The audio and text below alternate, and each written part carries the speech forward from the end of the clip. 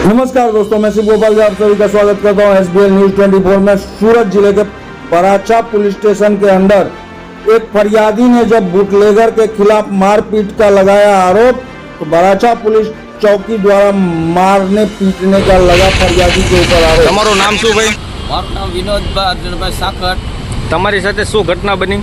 તારીખ 9 ગામડેથી આવ્યો હતો તો 8 થી 9ના ગાળામાં અમે લાભેશ્વર દારૂ પીવા ગયેલા તો દારૂ આ સાથે બબાલ થયેલી તો મારા મિત્રને માર્યો તો અમે ફરિયાદ દાખલ કરવા ગયેલા તો અમને ત્યાં બેસાડી દીધા અને ગાળી દીધી મહાબેન સામે અને માર્યા, નાગા કરીને માર્યા અને પગમાં માર્યું, માથામાં માર્યું અને નાગા કર્યા અને માથામાં પટ્ટા માર્યા, પગમાં પટ્ટા માર્યા અને લોકો 5 થી 6 જણા લોકોથી મને માર્યા, તમને બંને લોકોને માર્યા અને 3 દિવસ પૂરી રાખ્યા।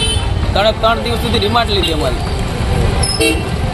તમને જે લોકોએ માર માર્યો છે એના નામ આવડે છે તમને?